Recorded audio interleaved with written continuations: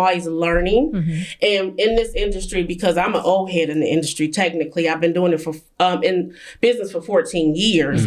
But I'm an old head, so I'm always willing and wanting to learn more about the industry and about the clients. I don't like when I deal with a vendor that says, well, you should have ushers. I'm just using that as an example. You should have ushers. I'll give you basic traditions, but you have what you want at your wedding. You know what I mean?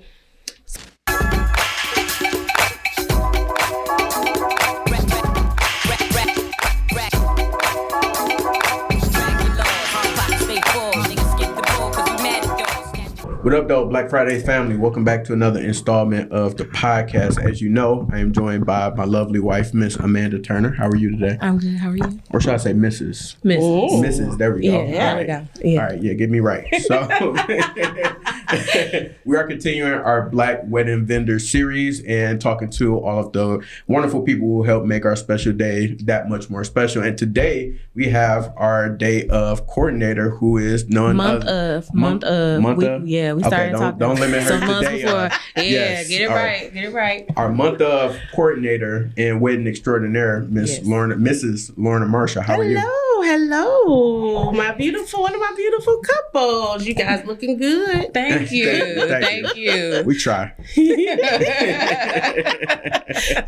Well, we really appreciate you joining us today, and I give all of the guests that come on the show the opportunity to express who they are from their lens. And if you can invite us a little bit into who is Lorna Marshall, what you're about, and then also, of course, tell us about Posh and Prim. Okay. Well, my name is Lorna Marshall, and I am the lead designer for the Metro Detroit location here.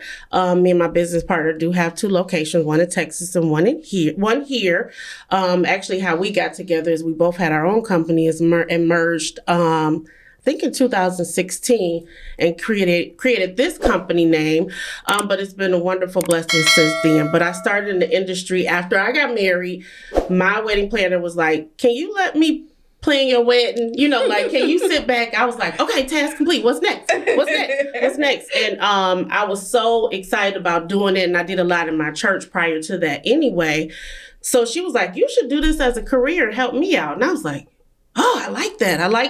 At that point, my son was 2 and I needed a little wait time. I was a stay-at-home mom and I needed a little wait time. And I really enjoyed spending some time away from home working with her, but I loved it so much. And she did it part-time. I was like, I want to do this full-time. But I love being an entrepreneur, being self-employed. It's challenging. Definitely it's pros and cons. It's not for everybody, but I would not trade it for the world.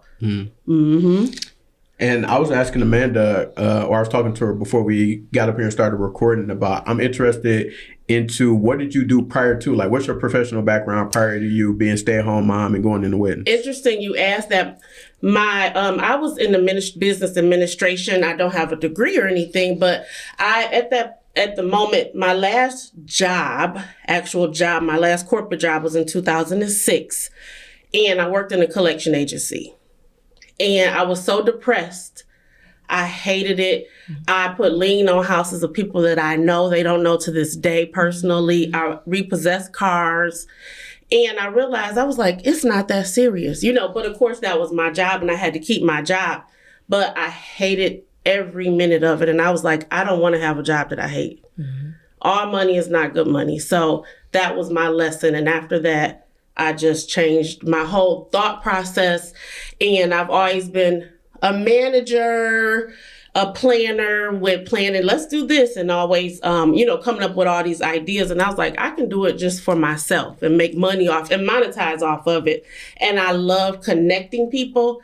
I know someone that does this. I know someone that does that. So as a planner, that's primarily what 60% of my job is, connecting my couples to wonderful vendors. Love it.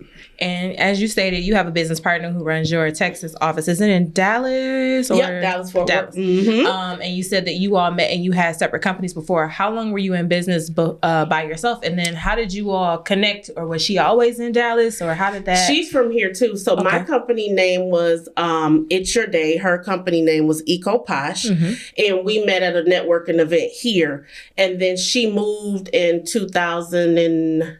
Don't quote me on the year. She moved some years ago, and we became business BFFs. Mm-hmm. But it's interesting even how we got together. I felt it was ordained by the Lord because our husbands worked at the same job and was coworkers and kept saying, your wife is so much like my wife. They need to meet each other. And they kept saying that, and I never met her that way. Mm-hmm. However, at the networking event, I told him, I said, I met this wonderful woman and I just like her. So then I went stalking her on Facebook. Yes. And she had a very interesting last name. And I told him the last name. And he was like, what? That's the woman that I've been wanting you to meet all these years. So I was like, when God is in it, it'll definitely work out and connect. So we just kind of became business BFFs. When she moved out of state, she's moved twice. I went and helped her when she first got started. Mm-hmm. And then she just prayed about it and was like, I think we should merge because we always just bounced ideas off each other. And it was the best thing that ever happened to my career. And it shifted it in a whole different way. That's amazing. Yeah. Nice. So we will definitely get back into the more business-related questions, but I want to introduce you to my favorite part of Black Fridays, which is Freestyle Fridays.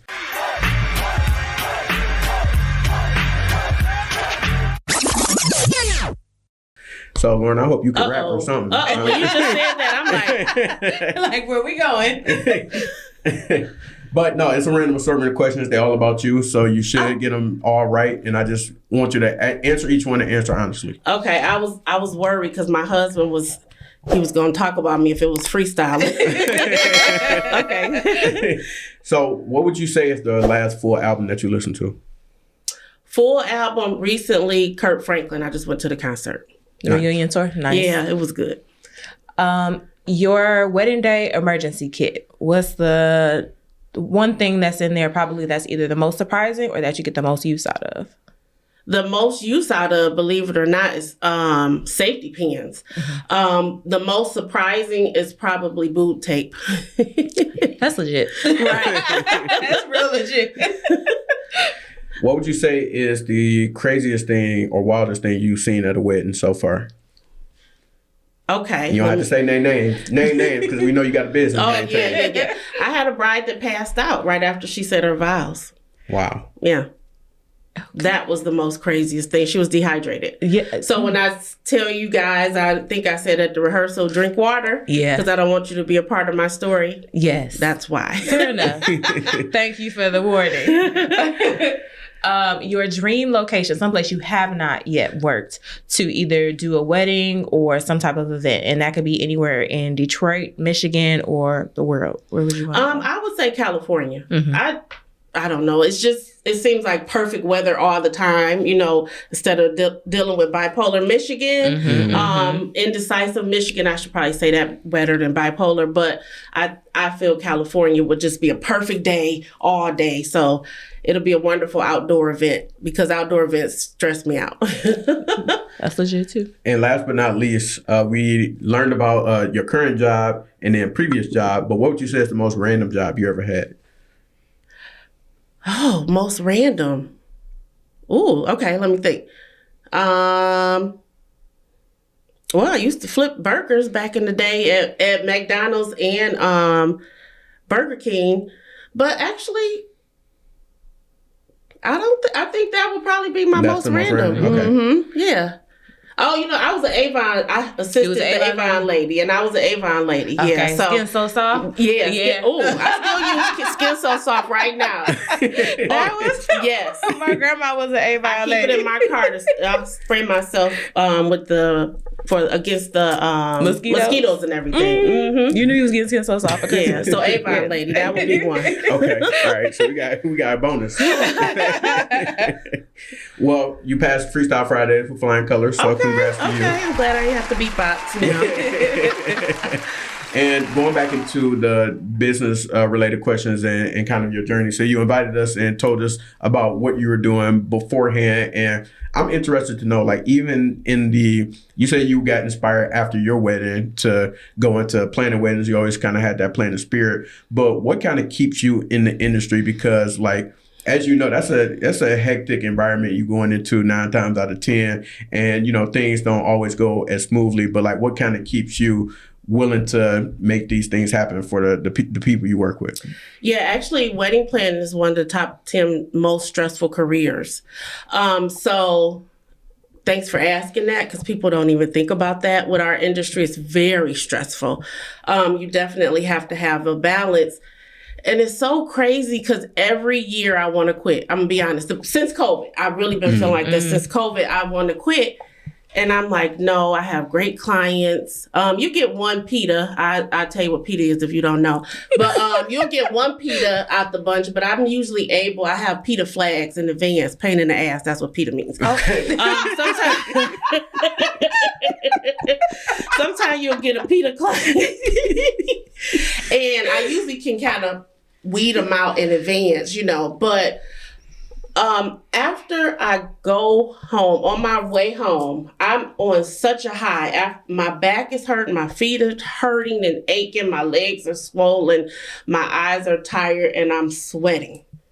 But my ride home, I'm on such a high of everything, that all the work that we have done all these months prior to plan this one day that's usually 12, 16 hours, for guests about 8 hours, has been done and accomplished, and my couple leaves happy. I can't even express the feeling that I have. And that keeps me going, to be honest. It really does. Well, we can definitely testify to that firsthand, because at the end of the night, we found you, like, with everybody who was like, thank you, Lorna. You had sat down, you got you some pizza, we got us some pizza. I was sitting down. Yeah. We sit down for a minute. I kept telling the man, I'm like, Lorna looked like she was at peace at that moment. She just looked like she was finally at peace. It's funny. I drink just a little, but I'm not a big drinker. But I always grab me a Pepsi to go home, and I sit my legs up. And I have to really wind down before I can even go to bed. Like, literally. So I'll go home and drink my Pepsi and just chill out for a minute and then go to bed. I mean, that's needed. That's needed, especially after such a huge day. And as you mentioned, in terms of the stress, that obviously being one of the most stressful jobs, but how do you manage? Because in addition to it being a stressful job, that's such a stressful time. Like, we can attest to planning being a stressful time, but then of course, like, day of. And another thing is that you don't know necessarily, you know, a couple of the players in terms of who's going to be at the table and who's going to be there that day, but you meet new people and the energies that come in. So how do you manage that and make sure that that doesn't become your stress? I realize I have 2 additional careers besides wedding planning. I'm a therapist and I'm an actress. So I can put on a face. It's funny because I did a wedding that was near your place, and the crowd was out of control. We needed to do a room flip, so everybody had to leave because it was a liability. And I was like, excuse me. I'm really calm at first. Excuse me. But I was very direct and respectful. This lady tapped me on the shoulder. She was like, you are the GOAT. It was so funny. She was like, because I can tell they are driving you crazy, but you just said that so professionally. And I was like, thank you, you know. But yeah, you learn how to act, seriously. Because, you know, some of the things that people say, it affects them and, you know, their situation, but it's overall planning a wedding is not that big of a deal. But I also want them to feel like they're being heard. But I also got to handle this behind the scenes. So your situation has to sit down, or is not as important as it is to you as it is to me. Because as a planner and managing the day of, I'm overseeing kind of everything behind the scenes. So yeah, just acting is great.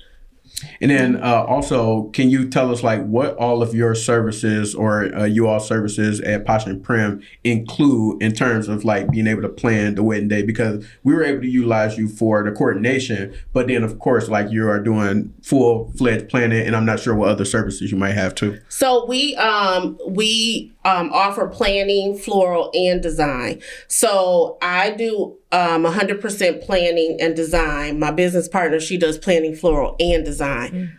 I personally don't handle flowers. She loves flowers. So I stay in my lane. I'm very familiar with some things with florals, and I'll help with when we're talking about design with florals, and I make sure things make sense, and I know some keywords and everything, but that's our niche: planning, floral, and design.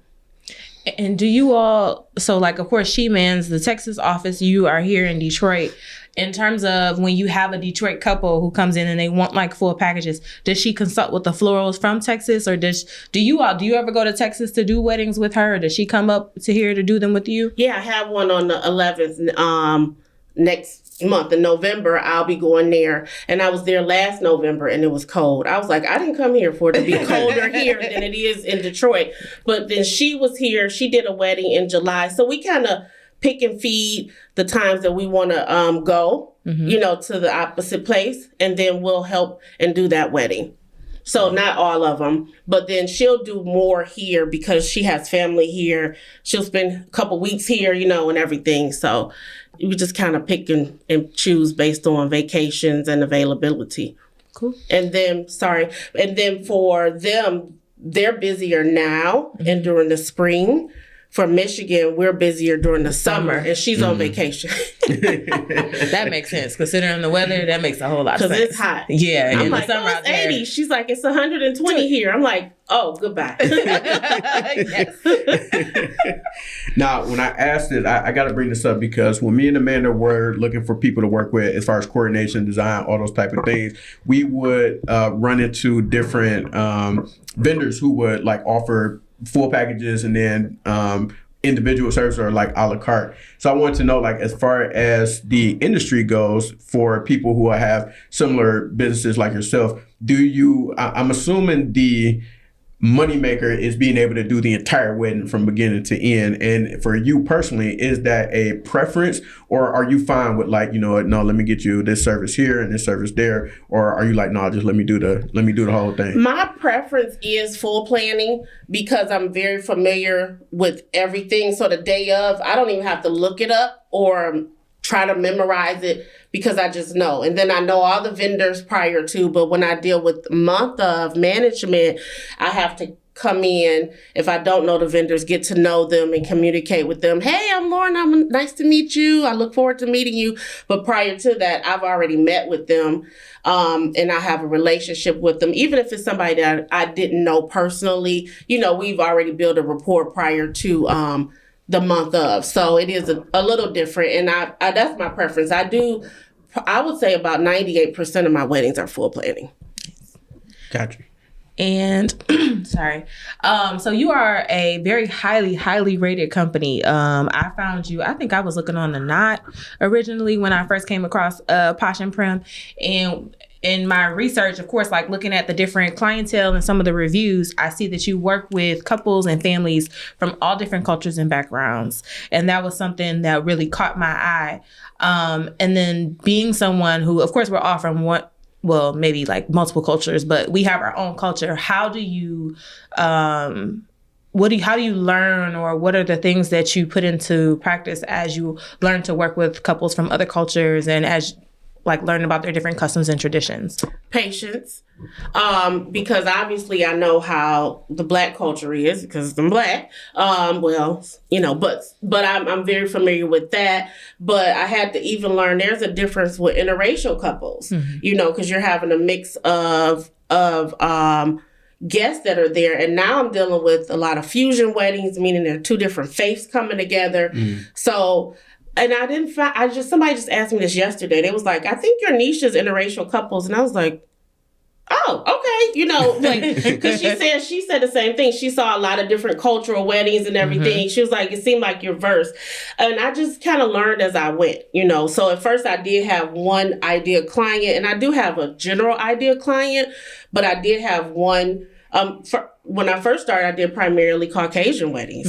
And then I kind of bared off and I would do, primarily a mix bunch of weddings. Then I started doing Indian weddings. Once I started doing my first Indian wedding, I always do at least one a year, and then other cultures and Asian weddings and everything. So I love it. I love learning their traditions, because it's some things that we as Black people do that they may not do. And I love, learning it and doing the family dances and the Greek dances and just the barats as the entrance in for the groom with the Indian weddings, and it's really fun. And that's another thing I'm always learning. And in this industry, because I'm an old head in the industry, technically I've been doing it for in business for 14 years, but I'm an old head, so I'm always willing and wanting to learn more about the industry and about the clients. I don't like when I deal with a vendor that says, well, you should have ushers. I'm just using that as an example. You should have ushers. We should. I'll give you basic traditions, but you have what you want at your wedding. You know what I mean? So that's important. And especially, I like to advocate for my clients with venues, because they're really stuck on the basic, stuck in a box style, I kind of bared off a little bit. Sorry. Oh, no, that was fine. That was dope. I'm interested to know, what have you seen change in your time in the industry in that 14 years? Large bridal parties have changed a lot, and they have decreased. It's interesting because now it seems like they're starting to increase. So they went down to like 1, 2, maybe none, and now they're starting to increase slowly. So I don't know what the balance is there, but the one thing that I have seen, like this season that just passed, I probably had 3 weddings that did a garter toss. That's a lot of people are starting to omit garter toss, and then have the couples. I hate using the term couples, the bridal party members, because they're not couples, come in separately and instead of locking arms. I think I asked you that, because a lot of people, I hear behind the scenes. So I'm always listening, and I call it ear hustling.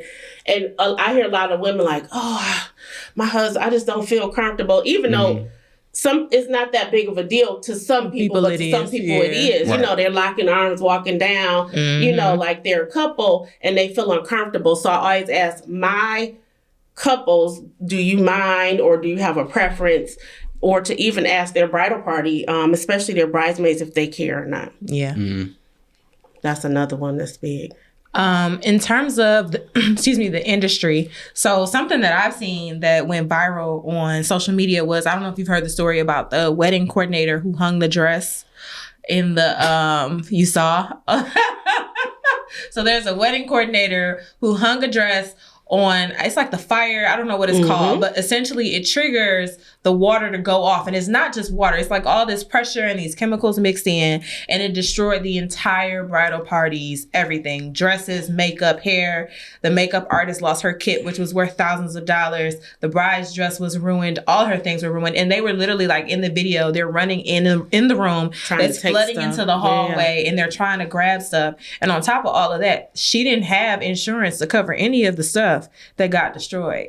So I want to ask you, because that's something that I think, if you're doing like design and stuff like that, in terms of like bringing in vendors, I can see insurance, but I don't know, in my head, and I don't know, maybe that's just because just like we're outsiders in terms of the industry, you don't think like, oh, as a planner, you need insurance for like stuff like that, because technically you're not a vendor, you're not bringing in these things, but it's like, oh, if you destroy something.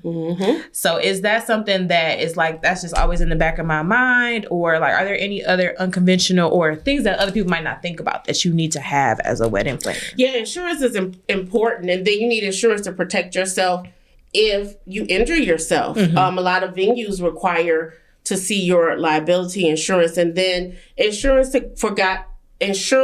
cover, God forbid, somebody says that you didn't do the job that you were supposed to do, you got in an incident or a fender bender or what have you, it's always insurance for that. And then the other insurance, which is not legally insurance, is I always have an assistant, but we don't ride together. So they have access to the timeline and everything.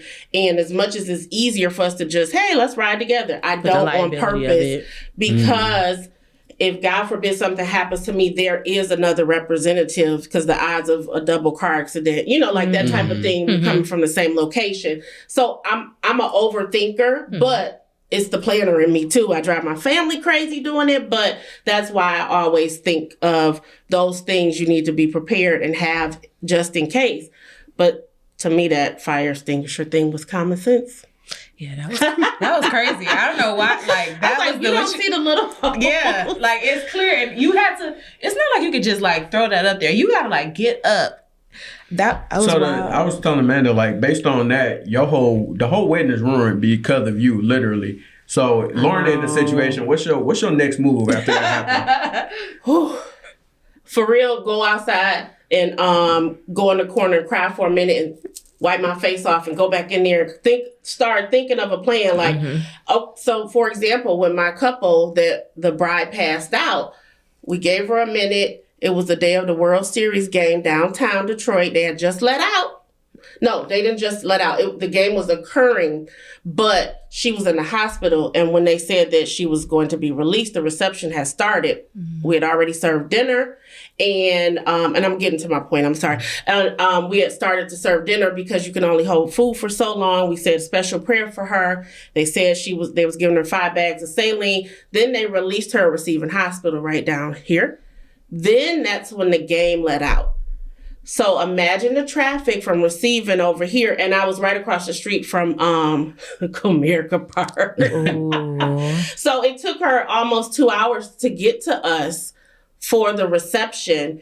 But during that time, I went in the bathroom. I called my husband. I was like, pray for my bride. Like, I'm freaking out. But I had to go out there and put on my big girl panties and make it work, and get my face together. It reminds me of that old Rice Krispies commercial when the wife used to throw the little flour on her face like she'd been working hard. I do the opposite. I do that inside and then come back out like I wasn't working hard. But anyway, I had already started talking to the vendors.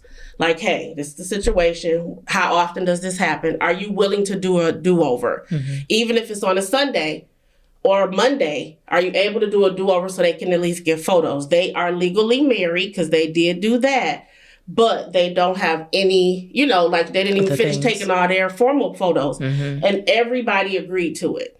Except the caterer, they were serving the food. They was like, we will discount them, but we all are about teamwork and we are all willing to do a do-over. We didn't have to do a do-over. It worked out and they were still able to come celebrate for an hour before it ended. But I immediately went into plan B mode. So I probably would have did that with them. Like, okay, let's figure this out, see what we can do. We're just thinking about that. Yeah. It like gave me palpitations. I think I saw it like the week before our wedding or something like that. I was like, oh no. Yeah. And then this is different because it's just not something that happened to the bride. You got vendors angry. Like, you got everybody angry at that one person. I feel bad for her. I do too. Yeah. I ain't gonna hold you. I do. But it's so that it, like you said, that it impacted so many different people. That's the part that you just like, wow, you don't think that. And how are they doing in life today? Do you know? I don't. I know the makeup. Well, I don't know about the makeup artist. The makeup artist was the first person that I saw that posted it. But what I saw was they were like, the bride was still able to go through with the wedding. She wore her reception dress in the ceremony. So I don't know what ended up happening in terms of hair and makeup since that stuff kind of got destroyed. But she did get married. So. But that also is good lesson. I'm not saying if she did or didn't because I don't know. But the makeup artist also needs insurance. For her items. I know a couple makeup artists that lost their things on the plane before. It wasn't a carry-on. So that was a lesson learned. But this individual lost a lot of product. And, so we all need insurance. And I know that's a lot of things that people don't do when they start a business. They just think you need a website or Instagram and you can just start your business. It's a lot more to that. You need to think about those things. It may not ever happen, just like car insurance. How often do we do a claim? And we pay a lot on car insurance, but that's what you got to do. Health insurance also, Yeah. This is true. In terms of, we were talking about the bride. There was yes. In terms of the industry and working with different clientele, what are some of the things that you tend to have to like and of course, people coming from all different experiences. Some people come in, they like, I don't plan nothing. Like, please just do it all for me. And some people come in and they're like, I have this entire Pinterest board. I have books. So what are some of the different things that you kind of have to remind your couples or tell your couples? I remember one thing for us was the vendor table that you told us at the reception, because we always plan to feed people, but it was like, oh, we need an actual table. They need somewhere to sit though. But yeah, so what are some of the things that you kind of remind your couples, or things that you kind of keep in your back pocket to kind of just for awareness? Well, that's actually one. Mm-hmm. Yeah, that's one that people forget about and just don't think about. And that's why we're here. You know what I mean? That's why we're here, to think about that and to help you, figure that out and kind of help you cross every T and dot every I. But another thing, let me think of something else. Transportation. That's another big one. If you provide transportation for them to get there, you need to make sure they're able to get back home. Because a lot of people, by the time you have the bus come pick everybody up, to take them to the church or the venue or what have you, by the time they usually leave by the reception, or unless you're paying for extra hours, which a lot of people don't like to, because the party may be 4 hours in itself. You have to make sure that they're able to get back home, or they have their spouses coming. So I try to bring that to their attention, like make sure, they're able to get back home, or we need to have car service or something for them to get back to their cars where they parked them originally. Mm-hmm. What would you say is a common misconception about your industry and the type of work that you do? Well, from a vendor's perspective, I know some vendors don't like wedding planners, sad to say. So that's really, I hate that people feel like that, but nobody that I know and deal with personally feels like that, because I always try to check myself, because they feel like we're bossy and we're telling them what to do. But it's because I know, and I use this example a lot, if your photos take too long, it's going to affect the time that the food is starting. It's going to affect the timeline that you have, that you break down a bar for maybe an hour to save on time. And also the time that you have for partying with the DJ, and your food may be overcooked because of it. So I'm thinking of the whole wedding and not just one specific thing. So when I'm fussing in a respectful, professional way about, okay, let's go with these photos, I know what else could trigger that timeline from going off. So that's what people always laugh about me and my timeline. Even my vendor friends that I'm cool with, they be like, Lorna be cracking the whip with that timeline. I do, because I'm like, you gonna mess up everything else to do. And I put buffers because life happens. But yeah, if you go over my timeline, I'm like annoyed. So a lot of people don't care for that because they feel like we're telling them what to do. But I also try to reach out to the vendors prior to, especially when it is coordination and I don't know them. Hey, here's the timeline. How does this work for you? I want to make sure, let's figure this out together so they don't feel like I'm bossy. But then if they say, well, I need more time, well, it's going to affect dinner time. Oh, I didn't think about that. See, and it's they're not stuck their in job. their specific, Yep, they're stuck. That's their lane. Exactly. Yep. Yeah. So that's a big one. So I try to soften my approach with vendors. Some people are very harsh with vendors, and it's just not my personality anyway. But I know some planners personally that I probably wouldn't want to deal with. Name because some names. of that. No, I'm just playing. I'm playing. Don't but do that. I hate DJs. Some DJs especially, they don't like it because when it's time for the flow of the reception, which is their show, the entertainment part, or bands, we'll be like, okay, it's time to do the bouquet toss. And they be like, well, I'm mixing and scratching, or I'm using them terms, whatever. But I'm like, yeah, but the photographer just leaving in 30 minutes. Like, we got to get this in before they leave. And then, I do have to interject a little bit, and remind them some too. But I'm kind of there, so I approach it very lightly, though. One of the things you mentioned earlier was just how, I guess, I don't know if it's been rough, but you said in terms of how you be wanting to quit since COVID. But what is it about COVID? Because one of the things that we experienced when we went looking at venues is everybody's like, yeah, we're still backed up from COVID in terms of booking and how things, inflation, prices, there's so many different things that have happened as a result of COVID. So I wanted to know, particularly for you, what are some things that changed in COVID? A lot of vendors for me, it's been difficult, even with hotels. It's been difficult with hotel room blocks. It's been difficult with designer vendors, getting them to come on board unless you reach a certain minimum. So a lot of people have figured out their worth, hey, I'm just using an example. I'm not stepping outside these doors on a Sunday unless you give me a minimum of $8,000 for decor. I understand it and I totally get it. But sometimes if that's a vendor that has everything you need and you use them regularly, and your client's budget may have been $7,000 instead of $8,000, you're like, that type of thing.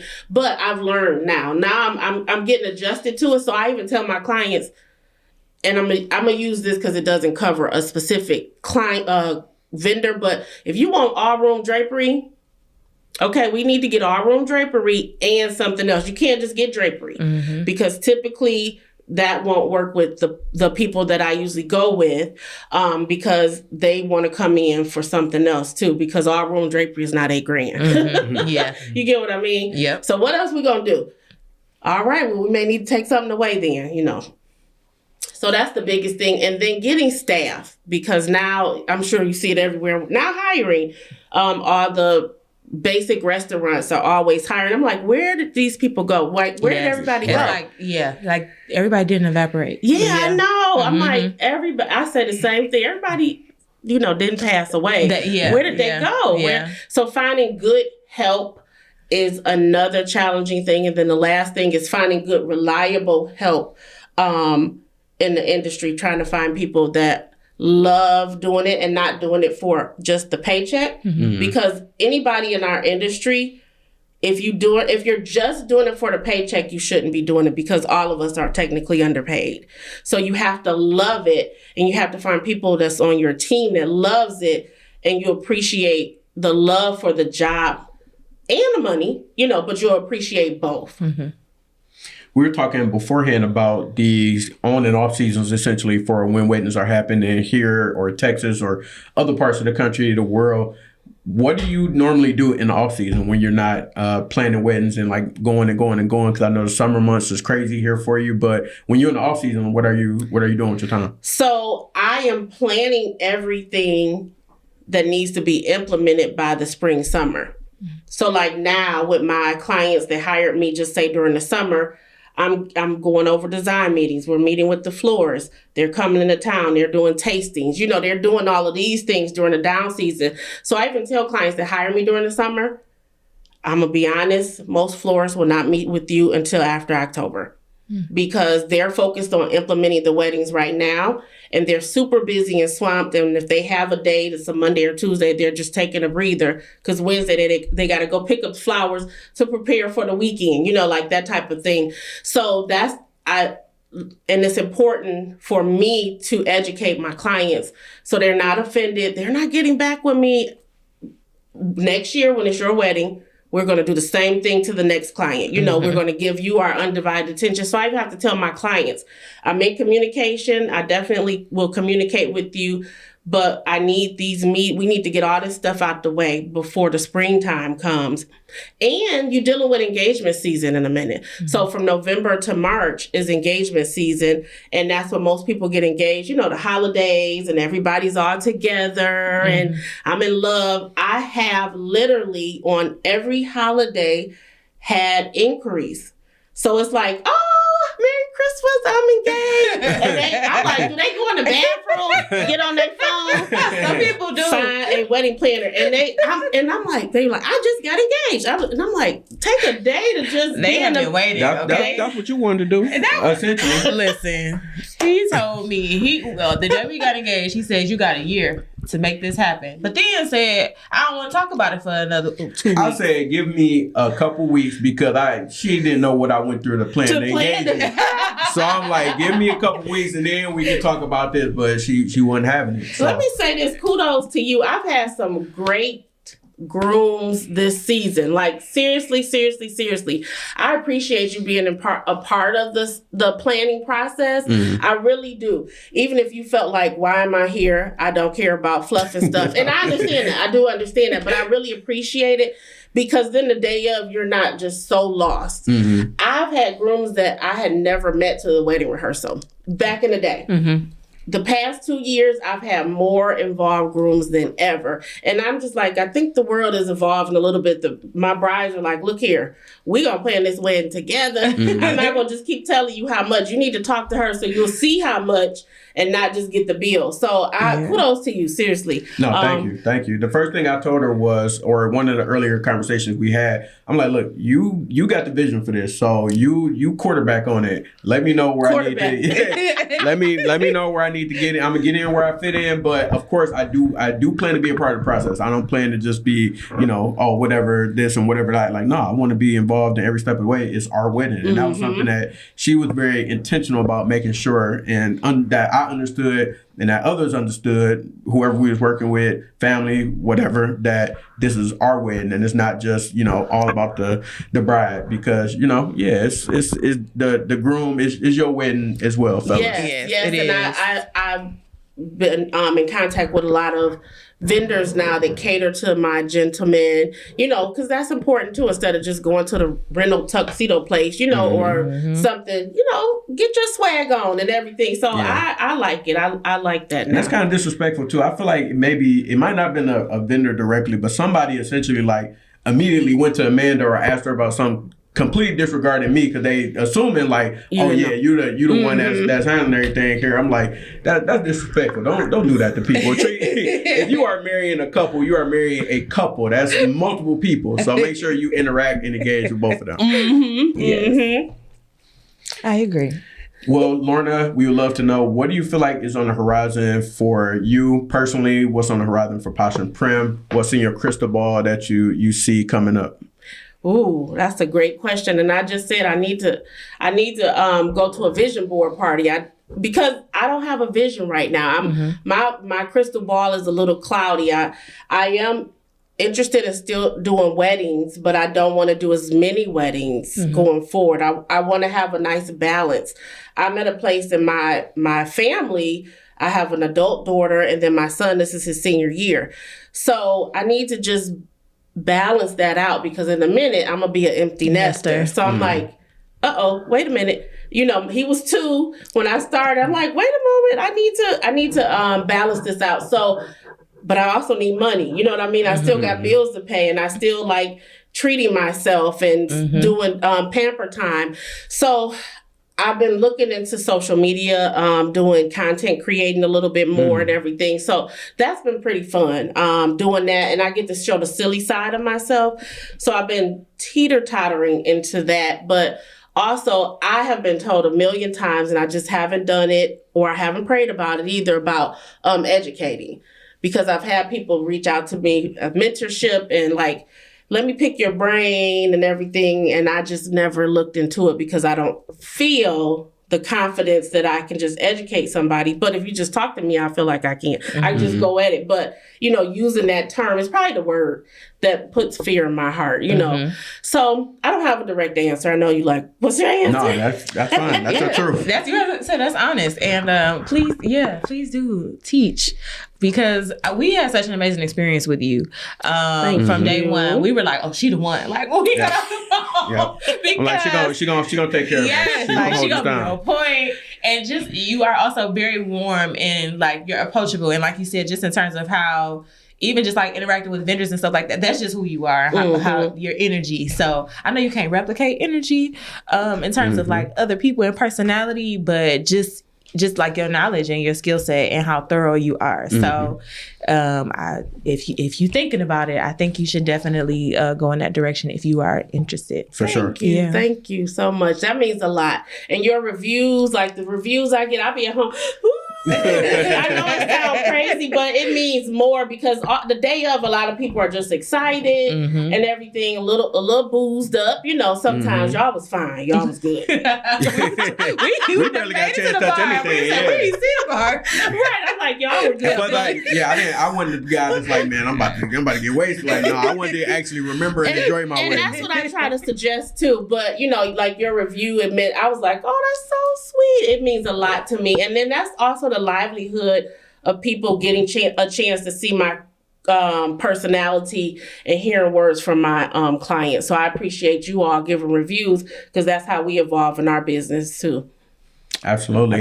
And for the people who, because I'm sure you almost booked, if not all the way booked for 2024, but for the few spots that you may have for 24 and 25, or just in the future in general, where can people reach you? What's your website, your social media, all that stuff? Yeah, so on Instagram, well, our business name is Posh and Prim. I said that already, but Instagram is Posh, the letter N, Prim, Prim, and our website is poshandprim.com, and you can Google us and you'll be able to, we should come right up to the top.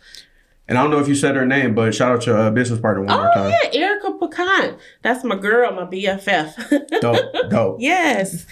Well, we really appreciate having you and grateful that you stopped by the podcast. So and like I said, you helped make our special day that much more special. Very calm, very welcoming. And it was easy. It was easy working with you, which I greatly appreciated because I told her before we got engaged, I'm like, when we get to that point and it's time for us to get married, I don't want to ask me no questions that day. I ain't stressing over nothing. Good. And that's one of my goals. You know, if I hear people bothering you too much, I'll come and whisper and tell my couples to say, I don't know, ask Lorna. You know, so you can be in the moment. In the moment. You've invested so much money in that day for a few hours. You want to soak it up and be sober too. Yes. Right. Enjoy. Yes. But I appreciate you all thinking of me and considering me on this interview. I'm honored and I am subscribing. Please Thank do. You. Thank you. And make sure that y'all like, subscribe, all those good things. And we once again appreciate Lorna pulling up and everybody watching. We'll tap in with y'all soon. Peace.